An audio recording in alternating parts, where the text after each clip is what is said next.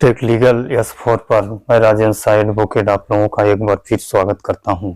साथियों, हाल ही में यशपाल जैन बनाम सुशीला देव व अन्य सिविल अपील में जजमेंट करते हुए माननीय सर्वोच्च न्यायालय के डिवीजन बेंच ने बहुत ही महत्वपूर्ण 12 निर्देश लोअर कोर्ट के लिए जारी किया है। साथियों, उक्त केस में जस्टिस यस रविंद्र भट्ट और जस्टिस अरविंद कुमार की बेंच ने बहुत ही महत्वपूर्ण जजमेंट पारित किया है और तत्काल प्रत्येक प्रदेश के हाई कोर्टों को निर्देश जारी किया है कि आप लोअर कोर्ट को यह आदेश जारी करें ताकि जो पेंडेंसी बढ़ रही है, पेंडेंसी को कैसे कम किया जा सके। सिविल केस की पेंडेंसी को कम करने के लिए 12 दिशा निर्देश माननीय सर्वोच्च न्यायालय ने दिया है, जिनमें से साथियों मैं कहना चाहता हूं कि यह जो दिशा निर्देश माननीय सर्वोच्च न्यायालय के डिवीजन बेंच के द्वारा दिया गया, यह निश्चित रूप में अपने आप में बहुत अच्छा निर्देश है। इससे सिविल प्रकरणों के निराकरण में त्वरित निराकरण हो सकेगा, जल्दी निराकरण हो सकेगा। लेकिन फिर भी अभी जो विलंब कारित करने वाले नियम हैं, जो हमको लगता है वह नियम अभी बरकरार है। शायद माननीय सर्वोच्च न्यायालय के संज्ञान में ये न हो कि क्यों सिविल प्रकरण ज्यादा विलंबित होते हैं, लेकिन फिर भी जो माननीय सर्वोच्च न्यायालय ने 12 दिशा निर्देश जारी किए, उनका हम आप लोगों के सामने एक एक करके बताने का कोशिश कर रहा हूं। माननीय सर्वोच्च न्यायालय ने पहला नियम में कहा है कि जिला एवं तालुका स्तर की सभी अदालतें सीपीसी के आदेश 5 नियम 2 के तहत निर्धारित और समयबद्ध तरीके से सम्मन का उचित निष्पादन सुनिश्चित करेंगी। इसके लिए प्रधान जिला न्यायाधीश द्वारा इसकी निगरानी की जाएगी और आंकड़ों को विचार एवं निगरानी समिति हेतु उच्च न्यायालय के द्वारा गठित समिति के समक्ष रखा जाएगा।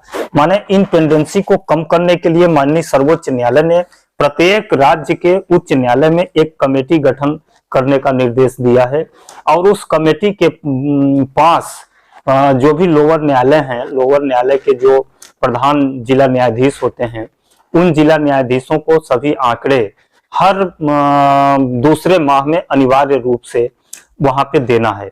दूसरा नियम माननीय सर्वोच्च न्यायालय ने जारी किया कि जैसे दावा जो प्रस्तुत हो गया, दावा प्रस्तुत होने के बाद प्रतिवादी को 1 माह के अंदर उसका जवाब दाखिल करना अनिवार्य होता है।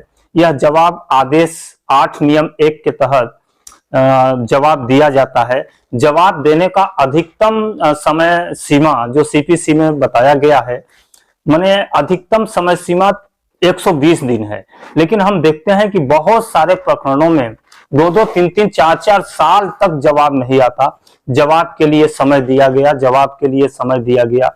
इस पर माननीय सर्वोच्च न्यायालय ने तल्ख टिप्पणी की है और बोला है कि हर हालत में 30 दिन के भीतर जवाब दाखिल हो जाना चाहिए। अगर 30 दिन के भीतर जवाब दाखिल नहीं होना चाहिए तो प्रतिपक्ष के वकील को लिखित कारण बताना चाहिए और उस कारण पर विचार करना चाहिए न्यायालय को। अगर वह कारण अधिमानतः कारण है तब उनको जवाब का अवसर देना चाहिए, नहीं तो जवाब का अवसर समाप्त कर देना चाहिए। इसके अलावा एक महत्वपूर्ण बात और माननीय सर्वोच्च न्यायालय ने बोली है कि सभी लोअर कोर्ट और ट्रायल कोर्ट अपने पास एक डायरी रखेंगे और डायरी में उतना ही केस, यानी अपने यहाँ जो लिस्टिंग होते हैं प्रकरण, प्रत्येक न्यायालय के न्यायाधीश की यह जिम्मेदारी होगी कि अपने यहाँ उतना ही केस लिस्ट करें जिन प्रकरणों की सुनवाई वो आसानी से कर सकें, और उसके लिए वो डायरी भी बनाएंगे।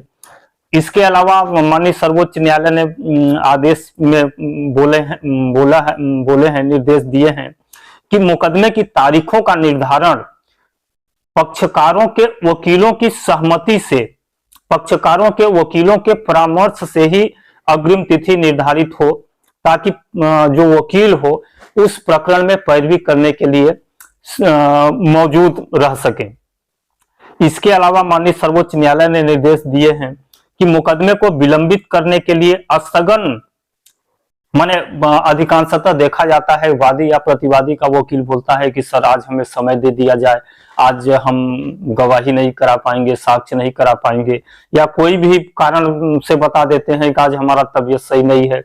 तो इस तरह के विलंबित करने वाले तथ्यों से निपटने के लिए माननीय सर्वोच्च न्यायालय ने स्पष्ट रूप से बोला है कि इस तरह का स्थगन कदापि नहीं देना चाहिए। अगर कोई भी प्रतिपक्ष, कोई भी पक्षकार इस तरह का स्थगन लेता है तो विपक्षी पक्षकार को उसके लिए उचित मुआवजा देना चाहिए।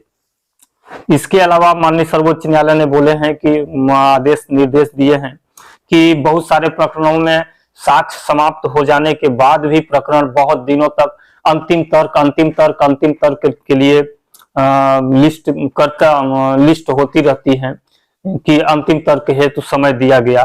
तो ऐसे प्रकरणों में माननीय सर्वोच्च न्यायालय ने निर्देश दिए हैं कि जिन प्रकरणों में दलीलें संपन्न हो जाए, साक्ष्य संपन्न हो जाए, उसमें तत्काल मौखिक बहस सुनी जाए और मौखिक बहस के तत्काल बाद उसका निर्णय किया जाए। इसके अलावा साथियों, माननीय सर्वोच्च न्यायालय ने बहुत सारे और प्रावधान किए हैं कि एक बार प्रकरण लिस्ट हो जाने के बाद प्रकरण को ज्यादा लंबा उसकी हेयरिंग तिथि न दिया जाए और प्रकरण को दिन प्रतिदिन की कार्यवाही के साथ आगे बढ़ाया जाए। इसके अलावा माननीय सर्वोच्च न्यायालय ने 89(1) के तहत भी विवाद को समाधान करने के लिए पक्षकारों को समझाने बुझाने और वकीलों को समझाने का सलाह दिए हैं कि 89(1) यानी मेडिएशन यानी मध्यस्थता के आधार पर बहुत सारे प्रकरणों का समापन हो सकता है। तो हम मेडिएशन को अधिक से अधिक प्रभावी बनाएं जिससे प्रकरण विलंबित न रह सकें, लंबित न रह सकें और प्रकरणों की पेंडेंसी न बढ़े और प्रकरण आसानी से खत्म हो जाएं। साथियों, इस तरह से माननीय सर्वोच्च न्यायालय ने बहुत सारे आदेश यानी 12 आदेश दिए हैं। 12 आदेशों में से इन आदेशों को तो हम क्रांतिकारी आदेश मान सकते हैं, अच्छा आदेश है, लेकिन फिर भी जो विलंब कारित करने वाला महत्वपूर्ण कारण है, महत्वपूर्ण कारण के ओर शायद सर्वोच्च न्यायालय का ध्यान नहीं गया है। मैं महत्वपूर्ण कारण शायद हमारे प्रदेश में हो, आप लोगों के प्रदेश में न हो, हम मध्य प्रदेश की बात कर रहा हूं। मध्य प्रदेश में अगर मान लीजिए जिस दिन आपका प्रकरण सिविल प्रकरण लिस्ट हुआ हो, संयोग से उस दिन माननीय पीठासीन अधिकारी न उपस्थित हो, पीठासीन अधिकारी छुट्टी पर चले जाएं, तो उस दिन उस प्रकरण की कार्यवाही कुछ भी नहीं होती है। वैसे होना भी नहीं चाहिए, किसी भी प्रदेश में कार्यवाही नहीं होती है, लेकिन वह प्रकरण आदेशार्थ में चला जाता है। अब आदेशार्थ में चला गया यानी कि अगले डेट में जब माननीय न्यायाधीश महोदय, पीठासीन अधिकारी महोदय बैठेंगे अपने सीट पर, उस दिन भी उस प्रकरण में कोई कार्यवाही नहीं होगी। उस दिन उस प्रकरण को कार्यवाही में लिया जाएगा, फिर जिस कार्यवाही में वो लिस्ट था उस कार्यवाही में पुनः उस प्रकरण को लिस्ट किया जाएगा।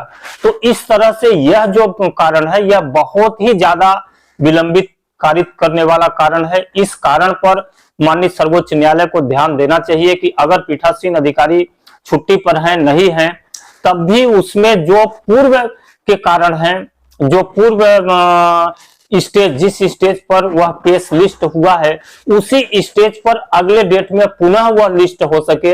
यह नहीं कि अगले डेट में न्यायाधीश महोदय जब पीठासीन अधिकारी आए तो उस प्रकरण को कार्यवाही में लें और कार्यवाही में लेके अगला डेट निश्चित करें। इस तरह से करने पर 2 या 3 डेट का खामियाजा पक्षकारों को भुगतना पड़ता है। अगर हम एक माह के अंतराल में डेट मान लें तो 3 माह का विलंब कारित हो जाता है। इससे बहुत ज्यादा पेंडेंसी बढ़ती है। इस प्रमुख समस्या पर माननीय सर्वोच्च न्यायालय और मैं वीडियो के माध्यम से यह चीज माननीय उच्च न्यायालय के संज्ञान में भी लाना चाहता हूं, डिस्ट्रिक्ट न्यायालय के प्रधान न्यायाधीश के भी संज्ञान में लाना चाहता हूं कि माननीय सर्वोच्च न्यायालय या माननीय उच्च न्यायालय इस तरह का आदेश पारित करे जिस तरह से क्रिमिनल प्रकरण में प्रत्येक केसी पर कार्रवाई होती है उसमें आदेशार्थ नियत नहीं किया जाता, उसी तरह से सिविल प्रकरण में भी प्रत्येक हेयरिंग पर सुनवाई हो, चाहे पीठासीन महोदय उपस्थित रहें या न रहें, छुट्टी पर रहें, लेकिन अगर छुट्टी पर रहे तब भी जो पूर्व आदेश हो वही आदेश पूर्वत लिखा जाए। पीठासीन महोदय अवकाश पर पूर्वत कार्यवाही जारी हो, यानी जो पहले की कार्रवाई है वही कार्रवाई पर लगा दिया जाए, ताकि पीठासीन अधिकारी महोदय आए तो उस पक्षकार को, जिस पक्षकार को जिस कार्रवाई के लिए प्रकरण लिस्ट किया गया था उसका क्रियान्वयन हो सके। साथियों, इसी के साथ मैं अपनी वाणी को विराम देता हूं। अगर मुझसे कहीं गलती हुई हो तो कृपया आप लोग बताएं कि नहीं, आपका सुझाव गलत है। इसके साथ मैं अपनी वाणी को विराम देता हूं। साथियों, नमस्कार।